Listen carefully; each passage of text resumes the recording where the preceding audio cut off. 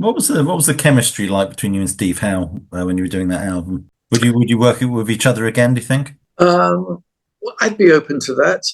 At times it was very good. At other times it was fraught.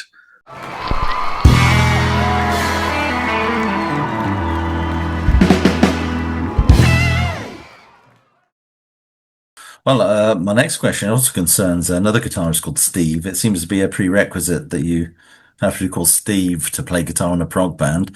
That's it. Steve Howe, Yes. whilst making the GTR album, Yes. what was the chemistry like between you guys? Was there a real clash of guitar egos? And do you think this album has aged well? And would you have done it differently looking back? Well, I think whenever one looks back at work that you've done from early days,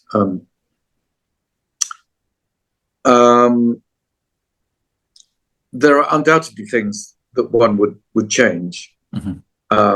I think you have to take the best of it and say, "When the Heart Rules the Mind," that I was very proud of as a track. I re-recorded it, and it's been on a box set, the second box set of mine. But I keep feeling that perhaps there's a third version, or even an idea of adding to it, as new work I've been working on recently has had a lot of orchestral influence and sounds. So I always think, well, if you take this to orchestra, what does that do with something that's initially the hard-edged rock stuff? Yeah. The idea of infinite bass without edges, something that orchestras do. Orchestras float, whereas rock bands cut. Mm-hmm. And I've been working on the idea of addressing those two extremes and having them coexist in the same piece of music. You may well say, well, Supper's Ready addressed that, the idea of having something that's part classical or cinematic, part folk, those extremes, and then rock, which is another extreme. And so I've been trying to put these extremes together with a new album. So if I look at When the Heart, I might well add orchestra to it. I listened to it on the little Mm-hmm. player today, and I thought, no, it sounds very, very good.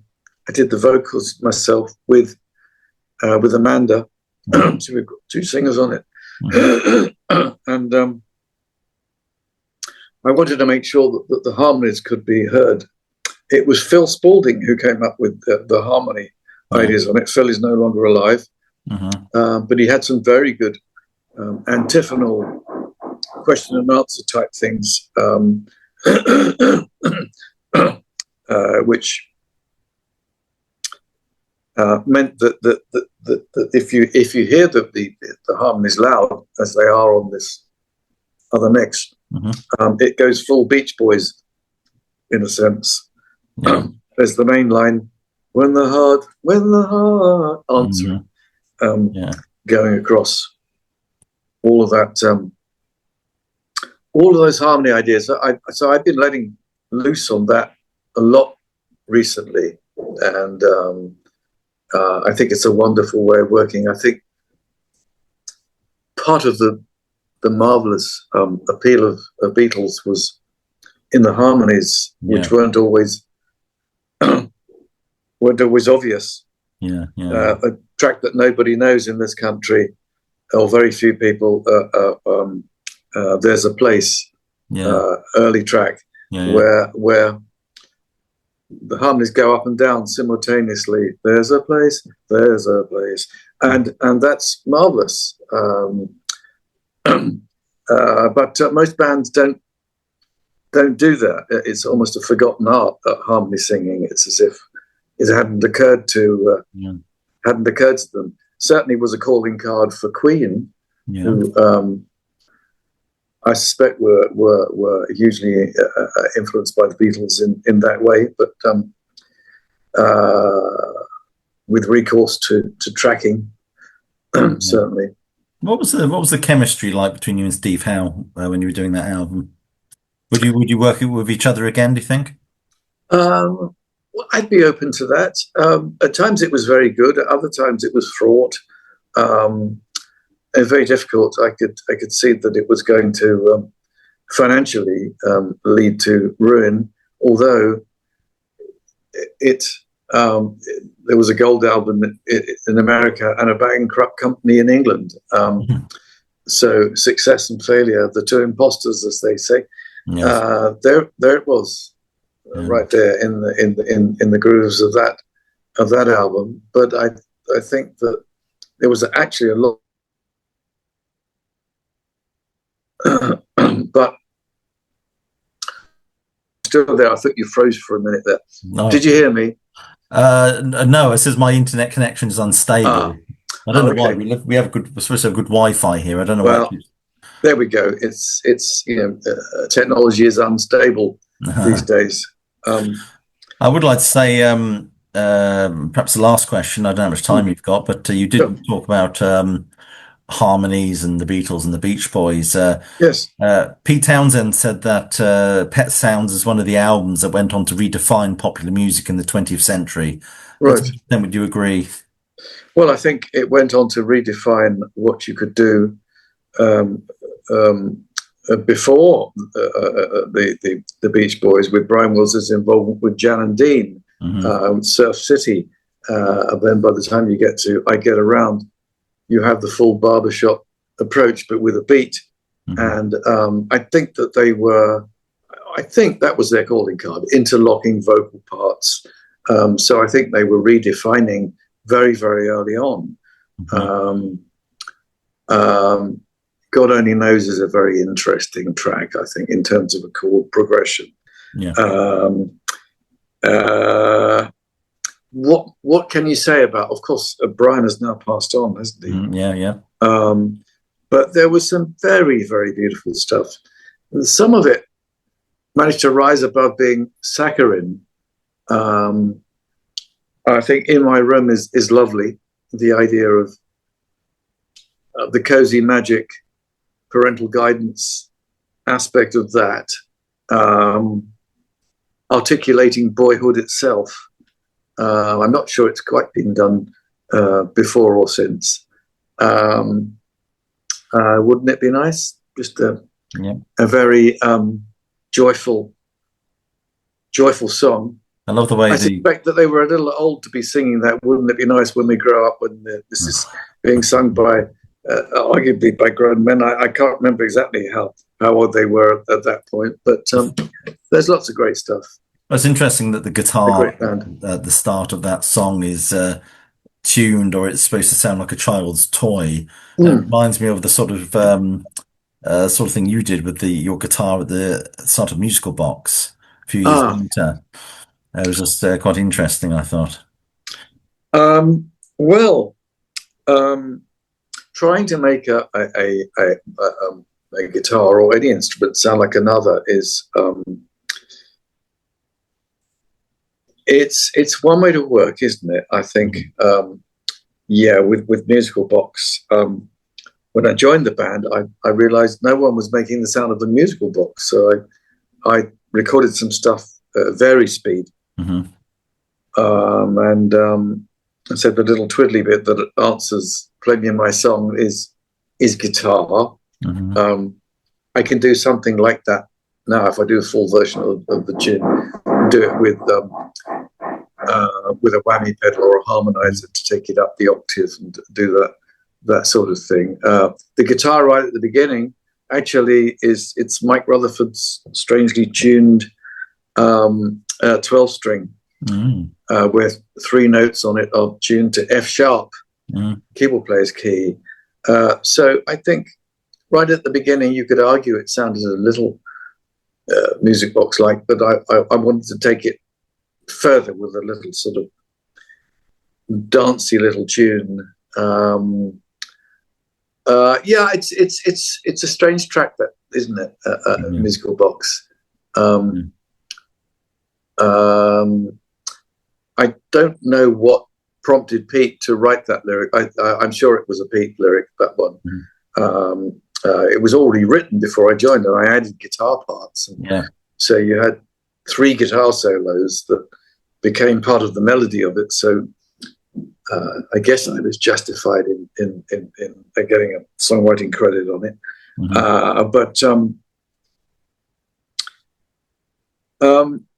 It's an interesting tune because it keeps building, and then it keeps going to breakdowns, doesn't it? It's to try and keep the thread and the tension. I probably, when I've done it live, I've kept up the pace a little bit more. But I think it's a very beautiful piece of music, particularly the end when we did it with the orchestra at the Royal Festival Hall. The end, part of the harmonies being taken by the orchestra, sounds absolutely brilliant, frankly. Yeah. So, how are you doing for time? I'm fine for time. I'm okay. Okay, I've just got one more question. Sure thing. For you. Interestingly, The Conformist is a 1970 political drama written and directed by Bernardo Bertolucci. Bertolucci, yes. To what extent did this inform your Defector album, and how do you use the term Defector in a kind of a political sense? I was thinking of at that time, politically, the world seemed like it was in a very volatile state, and I was also thinking of the idea of, well, you've left Genesis. I was also reading about a film that was made, the Defector, and I put it all together, and it seemed like a good title at the time. Defector was rather more quickly written, under much more pressure than Spectral. You see, a year after Spectral, I had time to put that together, whereas we were doing a lot of shows, and so it meant that I was behind schedule personally writing things. Luckily, I had people who were brilliant, none more so than Nick Magnus. Hammer in the Sand, for instance, was a tune. We recorded it as a vocal tune, and it was a rather more jaunty sort of jig type pace, and it plainly didn't work. And then one day, Nick started playing it at Wessex on this beautiful Bosendorfer piano, where the notes rolled on like a fine wine, just this deep, rich, almost an orchestra within itself. And I said, "Oh, could you take it further?" And he said, "Yeah, I think I can do that." So it's his arrangement of my melody. We used Mellotron, we used Prophet 5 to create as near to an orchestra as we could on it. I saw him for dinner last night, funnily enough. Okay. And a while back, he'd done a re-record of it and sent it to me. There's always the implication that by the time we get real strings on this, we could make this sound like it should have sounded perhaps then.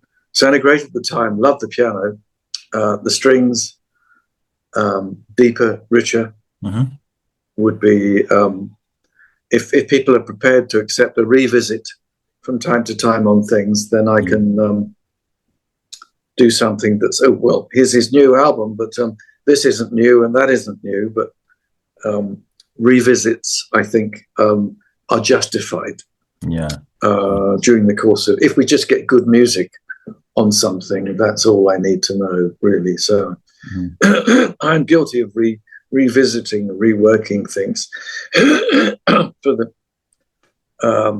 it's for the sake of the music. I like to think it's not just ego talking. If there's a definitive version to come, so be it. Well, it's interesting to talk about your catalogue. I mean, you're a very prolific artist. You've got a sizable catalogue.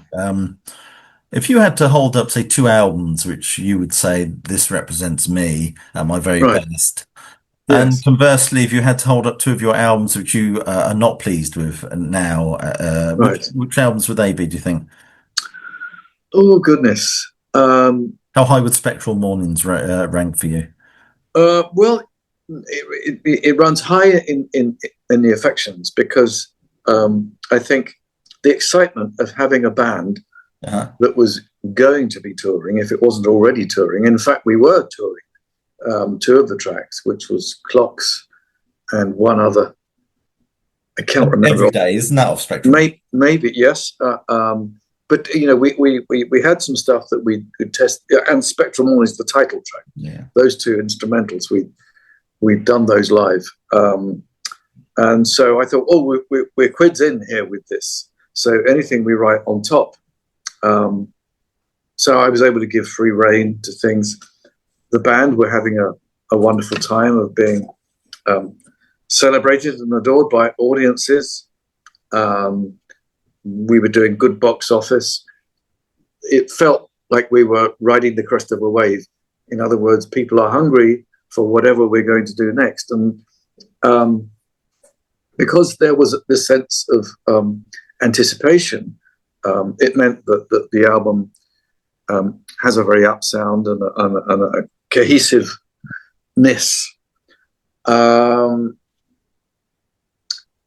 It was a joyous experience. Yeah. It was also exhausting physically because we were giving up sleep to do it. I was working into the night. I was a firm believer in those days that you often got the best out of yourself in the early hours of the morning when you were working in downtime as regards yourself. So it's like you put your conscious self to bed, so to speak, and dance through the unconscious possibilities. That felt really, really wonderful. So we had little jokes and a sort of an imagined aerial dogfight with everybody doing what came to mind. These sort of big Lancaster bomber sounds were engendered through using a bass pedal and putting one oscillator out of tune with the others to give that sort of beating sound. And Dick Cadbury was responsible for that and doing the sort of foxtrot Uncle Charlie thing through closed hands. And there I was with an EBO and a fuzzbox and a slide and doing a dive bomb, which exploded pretty convincingly at the bottom. And that the ACAC, the sort of machine gun stuff, was Nick on one of the synths, very, very basic with presets, but lovely to have time to do that sort of stuff. It's not the sort of thing you do in a studio when you're watching the clock. But you know, young guys at 2 or 3 in the morning will do that sort of stuff. I wanted to bring out the best in everybody. Defector was rather more, as I say, I was rather more up against it, which is why I managed to write, with the help of others, 3 tunes in one day. So would they be the 2 albums that you would say represent you the best, Well, Spectrum and Defector? It's difficult to say because I'm proud of different things on different albums. Sure. As regards acoustic guitar work, I'm probably most proud of the tribute album because I was attacking the Bach stuff, the Barrios stuff, William Byrd, you know, the pucker classical stuff. Yeah. So just in terms of sheer nylon playing, that's the best I can offer. Other times, lovely to work with the Royal Philharmonic on the Midsummer Night's Dream. I'm terribly proud of that, and other things that I've done in a similar style. So I can't trash the past. It's much harder to do that. Sure. Other than your albums that you look back on, you think, yeah, that could have been done a lot better. Well, I think the first time I was singing, doing Cured, I think, and using a Lindrum. I think, well, you know, that's a product of its time. And sure, I would have done things differently. I ran out of money, didn't have a band at the time. Nick and I were working very closely together. Technology was suddenly available. And so we did something that I think by modern standards tends to sound a bit more like a demo now. But it is what it is. It is a human statement of its time. Yeah, yeah. Anyway, that wasn't a pun. Anyway, Steve Hackett's The Lamb Stands Up live at the Royal Albert Hall. Comes out on the 11th of July. As I said, it's available on 2 CD, Blu-ray, and a 4 LP set. And there is a purchasing link just below this video. Steve, thank you so much for your time. Thank you. And you enjoy the rest of your day. Indeed. And all the best to you, Barry. Okay. So, nice to talk again.